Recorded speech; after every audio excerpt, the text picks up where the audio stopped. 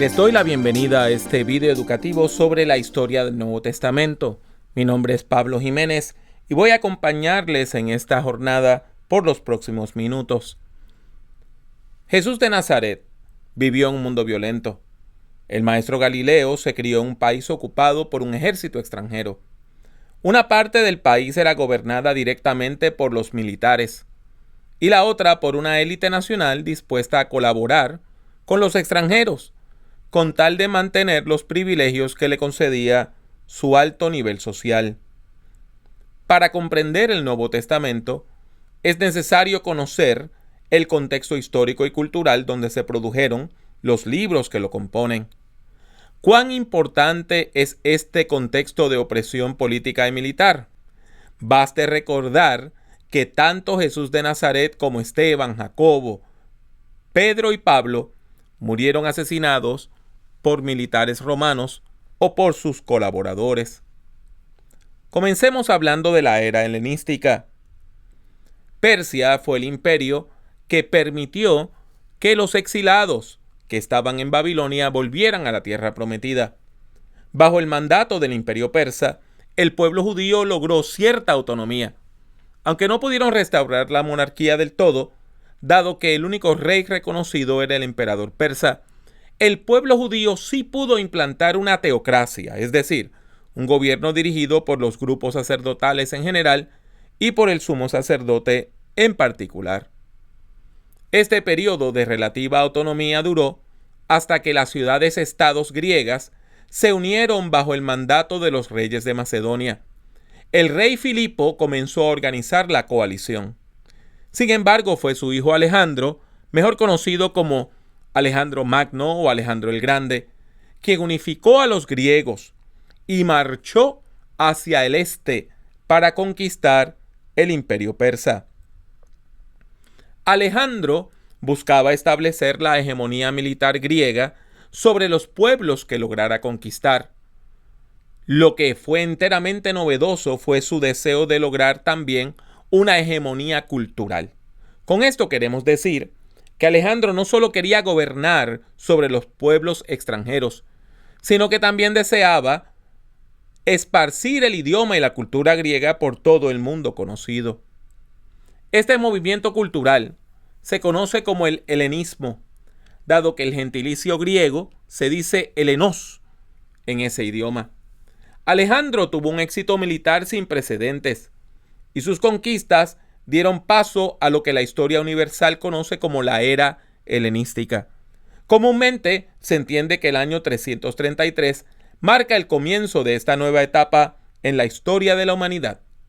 Alejandro, quien había subido al trono en el año 336 a.C., emprendió su campaña militar para el año 334. En poco más de 10 años, Alejandro conquistó todas las regiones entre Grecia, Egipto y la India. Sus ejércitos llegaron hasta la frontera de lo que hoy conocemos como el Tíbet. Sin embargo, el rey de Macedonia murió joven, a los 33 años, en el año 323 a.C., cuando regresaba triunfal de sus viajes al continente asiático a consecuencia de fiebres incontrolables. Aunque Alejandro respetaba las estructuras administrativas y religiosas de los pueblos conquistados, al igual que los persas, también construía gimnasios, es decir, escuelas, y allí enseñaba el idioma griego y construía ciudades como Alejandría. A consecuencia de la transculturación que provocó el helenismo, surge un nuevo régimen político.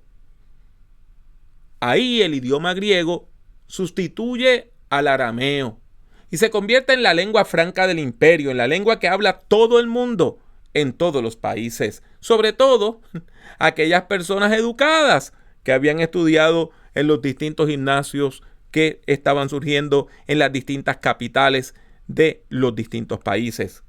En particular, el griego que se hablaba se conoce como el dialecto común o koiné, una forma simplificada del dialecto ático con ciertos elementos jónicos, el que se difundió tras las conquistas de Alejandro. Alejandro conquistó Palestina entre el año 333 al 332 a.C., cuando iba a conquistar Egipto. Desde ese momento, la vida en la región se vio afectada por dos elementos. Primero, el pueblo judío se dividió. Se dividió entre helenistas y nacionalistas. Los helenistas aceptaban la cultura griega y por ende el dominio extranjero. Por su parte, los nacionalistas deseaban preservar su cultura y librarse del dominio de los ejércitos forasteros. Segundo, los ejércitos griegos comprendieron el valor estratégico de la región. Los extranjeros vieron la región de lo que hoy llamamos Palestina como una zona donde podían colocar batallones que defendieran el territorio conquistado y que permitieran la expansión de su poderío. Estos dos elementos continuaron determinando la vida judía por los próximos siglos, hasta casi un siglo después del ministerio de Jesús de Nazaret. El imperio helenístico, establecido por Alejandro, se dividió tan pronto como él murió. Al principio, el imperio se dividió en 5 partes. Empero, para el año 281, solo quedaban 3 reinos. El primero fue el de Macedonia, que gobernaba toda Grecia. Este reino duró hasta el año 146 a.C., cuando fue conquistado por los romanos. El segundo fue el imperio seleucida, que dominaba las regiones de Siria, el Líbano y Asia Menor. Este imperio duró hasta el año 64 a.C., cuando también fue conquistado por los romanos. El tercero fue el imperio lágida, que cubría Egipto y las regiones que ese país dominaba en África. El imperio lágida duró hasta la muerte de Cleopatra en el año 31 a.C. Debemos notar que tanto la dinastía seleucida como la lágida estaban compuestas por personas de trasfondo griego. Estas dinastías fueron fundadas por descendientes de generales del ejército de Alejandro. Sin embargo, con el tiempo se acomodaron a las culturas de los países donde vivían. Aquí vemos un mapa donde podemos ver al norte el imperio seleucida y al sur el lágida.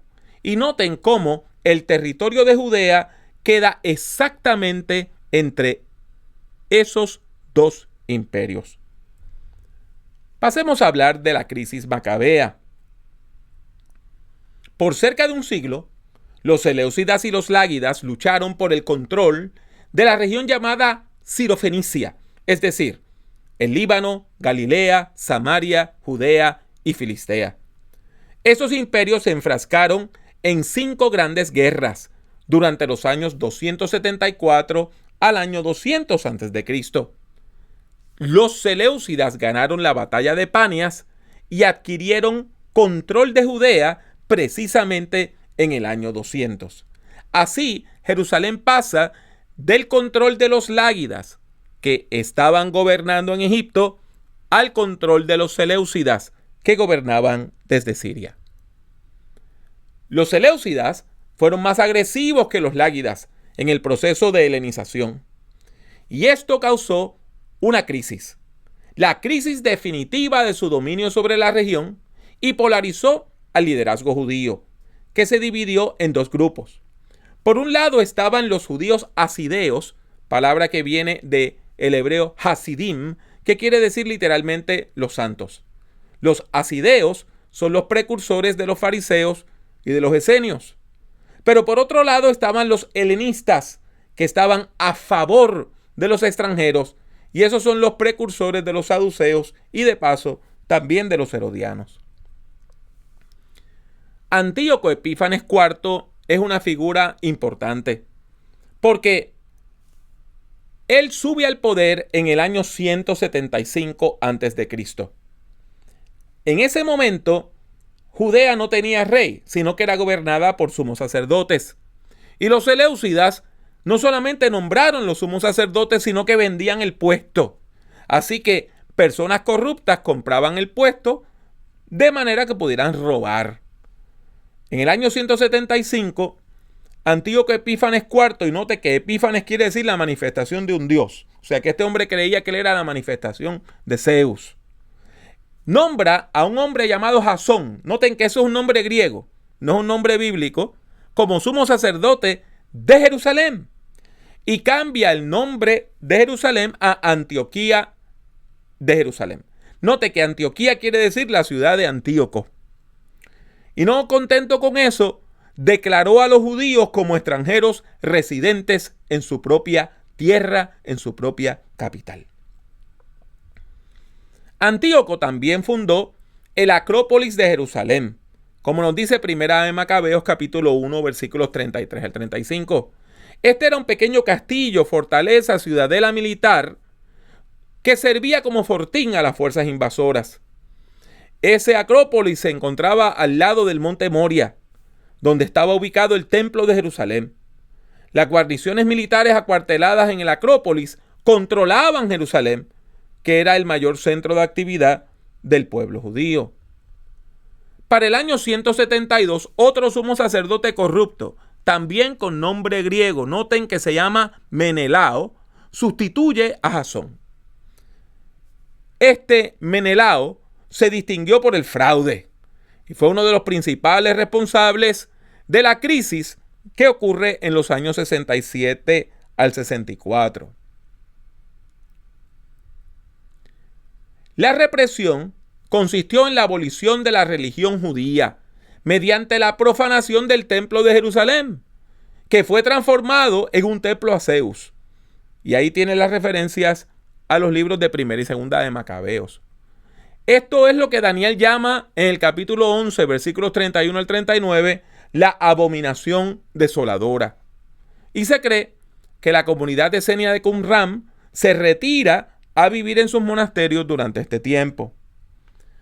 En el año 167 a.C., un sacerdote llamado Matatías toma la iniciativa, comienza la rebelión, y junto a su hijo Judas Macabeo, quien le sucede después de su muerte en el año 166, organiza el movimiento que rescata y purifica el templo en el año 164, 3 años después de su profanación. A Judas le suceden sus hermanos Jonatán y Simón.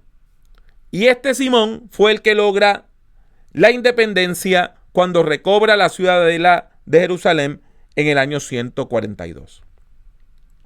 Hablemos de la dinastía Asmonea. Ese mismo Simón, hijo de Matatías, uno de los macabeos, a partir del año 142 se conoció como Simón el Asmoneo. Y a pesar de que solamente era un sumo sacerdote, se comporta como si fuera un gran jefe de estado y un estratega militar. A Simón le sucede su hijo Juan Hircano, quien gobernó del año 134 al 104 y llegó a ser mucho más brillante que su padre. Bajo el reinado de Juan Hircano se logra la independencia total de Judea. Sin embargo, Juan Hircano, que se supone que era sumo sacerdote, se empieza a comportar como un príncipe. Y los hasideos, los hasidim, los que después vinieron a ser fariseos y esenios, le quitan el apoyo. Entonces Juan Hircano busca el apoyo de los saduceos, el grupo sacerdotal y políticamente conservador. Los hijos de Juan Hircano comenzaron a autodenominarse reyes, aunque no eran descendientes de David. Eso era otro elemento que hacía que los grupos conservadores no creyeran en estos reyes. Su sucesor directo fue Aristóbulo I, quien solamente gobernó cerca de un año y se conoció por ser un hombre muy sanguinario. Y después fue sucedido por su hermano, que se llamaba Alejandro Janeo, quien gobernó del año 103 al 76. Cuando muere Alejandro Janeo, su viuda Salomé Alejandra queda a cargo del gobierno, algo que era rarísimo que una mujer gobernara en esos tiempos. Y aunque el reinado de ella fue corto y pacífico, ella tenía una preferencia por su hijo, que se llamaba Hircano II, aunque tenía otro heredero al trono que era Aristóbulo II. En el 67, Hircano II, quien era sumo sacerdote, fue derrocado por su hermano y comienza una guerra civil entre dos facciones dirigidas por hermanos de sangre. Una vez que Hircano II fue derrotado, no acepta la derrota, sino que pide ayuda de los militares romanos para que lo vuelvan a poner en el poder. Y él sabía lo que iba a pasar. Los romanos llegaron y se aprovecharon para tomar control de toda la región. Y aunque lo nombran eventualmente como rey, quienes mandan de verdad son los romanos. Aristóbulo II gobernó hasta el año 64, cuando el general Pompeyo lo destituye y nombra como sumo sacerdote a su hermano. Este Pompeyo fue el que participó del primer triunvirato en Roma. Esto marca el fin del reino asmoneo y el comienzo de la dominación romana. Empero, Judea era gobernada de facto no por Hircano II, sino por su jefe de Estado, secretario de la gobernación, secretario de Estado, quien era Antípatro, un hombre de Idumea, o sea, de la antigua Edom. Este hombre era extranjero, él no era judío, pero en los hechos, de facto, era quien gobernaba Judea. Ya indicamos que Judea pasa al dominio romano. Pompeyo toma Jerusalén en el año 64 a.C. Y ya les dije que aunque Hircano II era el sumo sacerdote, el que de verdad tenía control del gobierno era Antípatro. En el año 43 a.C., Antípatro muere envenenado. Y eso motiva una crisis en el reino. El reino se divide entonces entre los 3 hijos de Antípatro, no entre los hijos de Hircano II. En el año 40 a.C., Antígono, que era hijo de Aristóbulo II, el que fue destituido por Pompeyo, alcanza el poder y se nombra rey. Pero en el 37, los romanos llegan, lo derrotan, lo asesinan y nombran como rey a Herodes, que ahora se llama Herodes el Grande. Así que Herodes, el mismo que aparece en la Biblia en la infancia de Jesús, era hijo de Antípatro. ¿Cómo es que él llega a ser rey si ellos eran extranjeros? Porque él se había casado con una hija de los asmoneos, una princesa llamada Mariamne, que era nieta de Hircano II. Y en virtud de que su esposa sí tenía un derecho al trono, entonces Herodes gobierna del año 37 al año 4 a.C. Aunque Herodes técnicamente era un rey asmoneo, debido a su matrimonio con Mariamne, se encargó de asesinar a todas las otras personas que pudieran tener derecho al trono y de perseguir a los partidarios de los asmoneos. Por otra parte, su poder militar fue muy grande, por eso llegó a tener un imperio que solamente es segundo en extensión en la historia antigua al reino de David. Herodes fue un gran constructor. Construyó edificios impresionantes, por ejemplo, el Palacio de Jerusalén, la Fortaleza Antonia, que era un castillo militar construido sobre las bases de la antigua ciudadela seleucida. Comenzó la remodelación del templo, que se termina casi en el año 60. También construyó una red de castillos militares que rodeaban todo su reino, entre ellos la Fortaleza de Masada, un edificio impresionante que está cerca del Mar Muerto. Sin embargo, los últimos años del reinado de Herodes fueron de mucho conflicto. Durante ese tiempo, Herodes mandó a matar a su hijo Alejandro y Aristóbulo, que eran hijos de Mariamne, o sea que ellos tenían derecho al trono por el lado de su mamá, y eso ocurrió en el año 7 a.C. Y a otro hijo llamado Herodes Antípatro en el año 4 a.C. Por eso, los romanos decían que era mejor ser el cerdo de Herodes que el hijo de Herodes, porque él no comía cerdo, pero mataba a sus hijos. Herodes muere en el año 4 antes de Cristo. Y usted me va a decir, sí, pero si ese señor estuvo en el momento de que Jesús nace y tenemos toda la historia de los magos. Bueno, lo que pasa es que las personas que trataron de determinar el año 0 se equivocaron. Y por eso, cuando nosotros contamos hoy la historia, Jesús nace del año 6, 5 o 4 antes de Cristo. Aunque parezca una paradoja. De todos modos, Herodes muere, Herodes el Grande muere, y cuando muere reparte su reino entre 3 hijos. Uno llamado Arquelao, cuya madre era Maltase, ese hereda el título de rey de Judea, Samaria e Idumea. Antipas, también hijo de Maltase, hereda el trono a Galilea y Perea, pero no se le llama rey sino tetrarca. Y Filipo, otro de sus hijos, es tetrarca de los territorios que quedan al noreste, donde la población en su mayoría no era judía. César Augusto, quien era el emperador en el momento, respetó el testamento de Herodes y permitió que estos 3 hombres gobernaran, aunque le negó a Arquelao el título de rey. Arquelao enfrentó varias rebeliones, una comenzando su reinado en el año 4 a.C., pero después, en el año 6 después de Cristo, hubo una rebelión muy violenta que la aplastó de una manera sanguinaria y crucificó a tanta y tanta gente que los romanos lo depusieron y no le permitieron seguir gobernando. A partir de ese momento, Judea fue gobernada por prefectos o procuradores. Esas 2 palabras lo que quieren decir más o menos gobernador militar. Y estos gobernadores militares respondían al gobernador o legado de Siria. Así se le llamaba al gobernador de Siria, el legado de Siria. Aunque en la práctica tenían mucha independencia.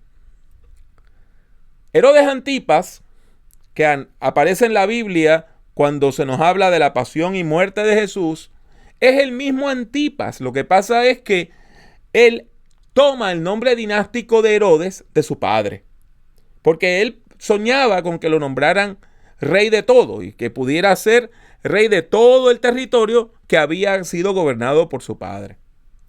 Este es el que mandó a asesinar a Juan el Bautista. Este es el que toma parte de la pasión y muerte de Jesús. Herodes Antipas, al igual que su hermano Filipo, gobernaron hasta el año 37 después de Cristo, cuando sus tierras le fueron cedidas a su sobrino, el rey Agripa I. En el año 41 después de Cristo, Herodes Agripa I recibe la procuraduría de Judea, Samaria e Idumea. Y así se convierte en el último rey que tuvo cierto nivel de independencia en Judea.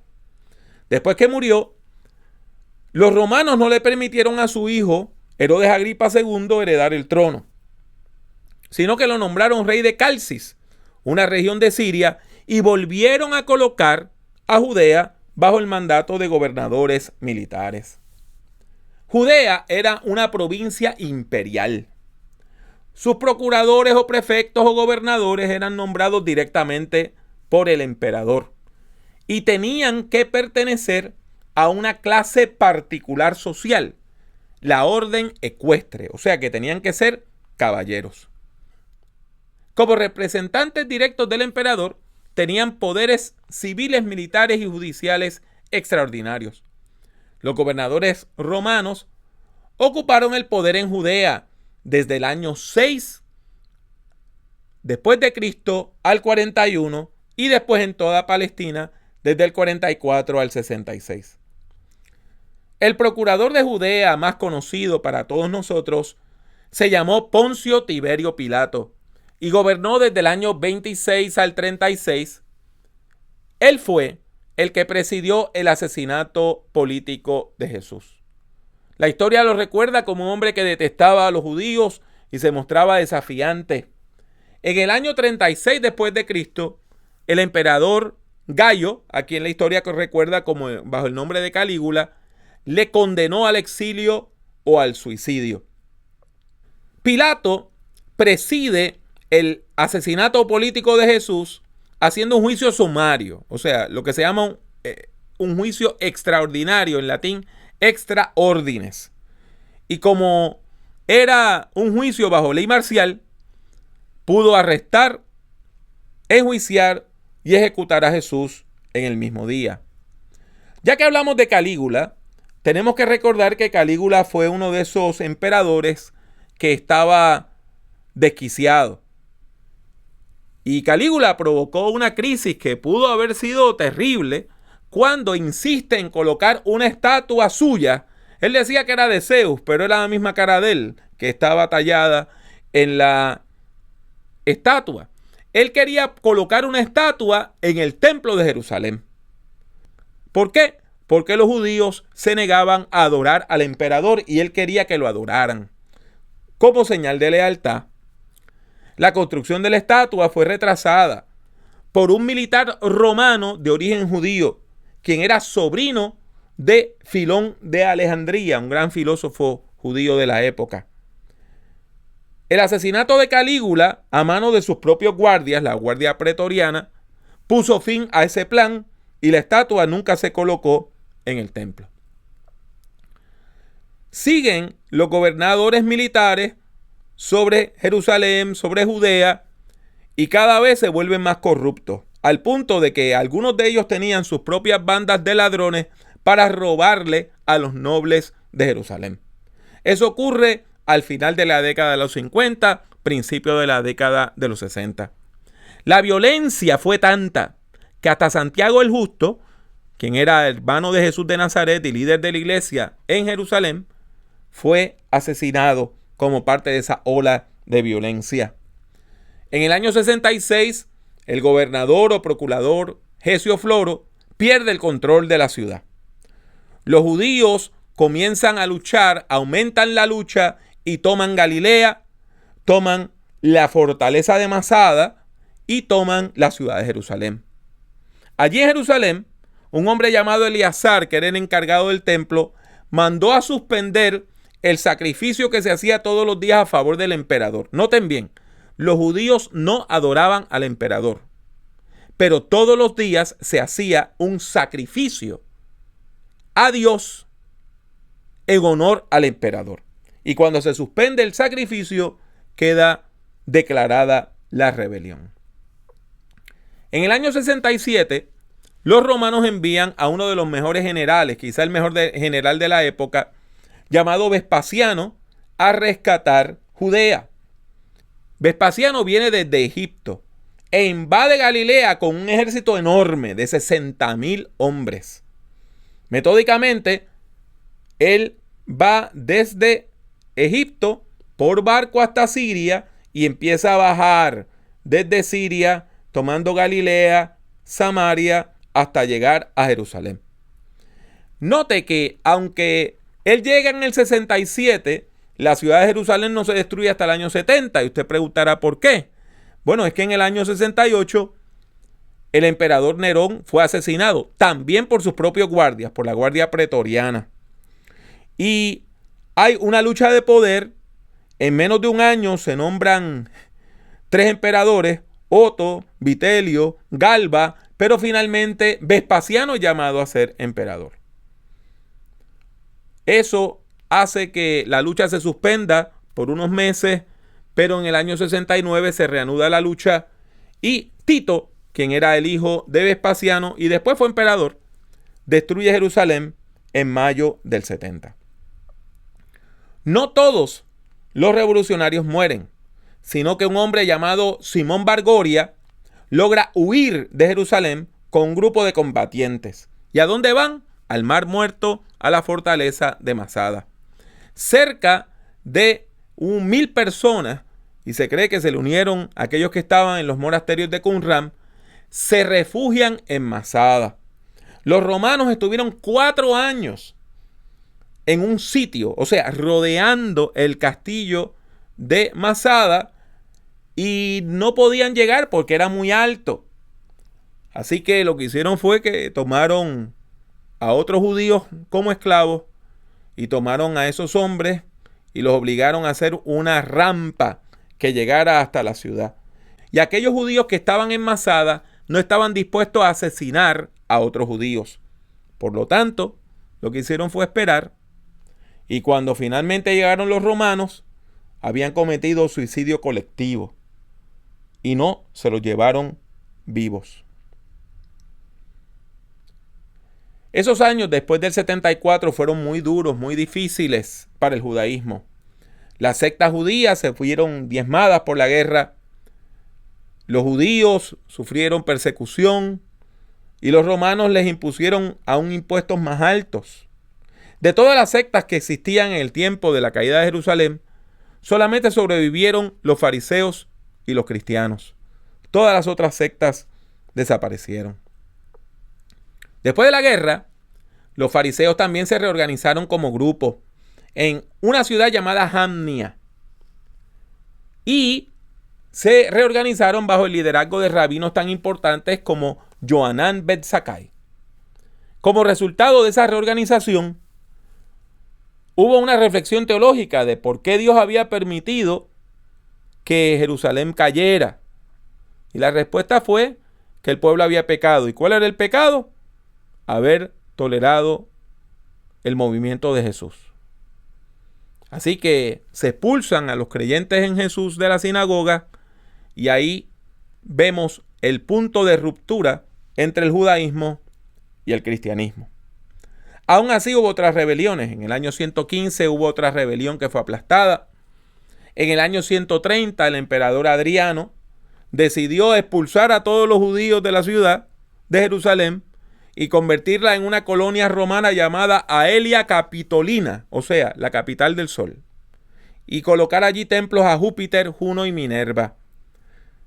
Como le dije, la entrada de las personas de trasfondo judío a la ciudad quedó prohibida y también se prohíbe la circuncisión. Como es de esperar, surge otra rebelión y en el año 132 un caudillo llamado Simón de Cosibá, pero apodado Simón Bar Kokhba. Y Bar Kokhba quiere decir el hijo de la estrella. Y eso es una referencia a Números 24:17. Y se entendía que eso era una profecía sobre el Mesías. Y varios rabinos fariseos llegaron a afirmar que Simón Bar Kokhba era el Mesías. Las legiones romanas acabaron con esa revuelta en el año 135. Y ahí los romanos, en represalia, eliminaron el uso de la palabra Judea y comenzaron a llamar la región Palestina, que es una forma latinizada de Filistea.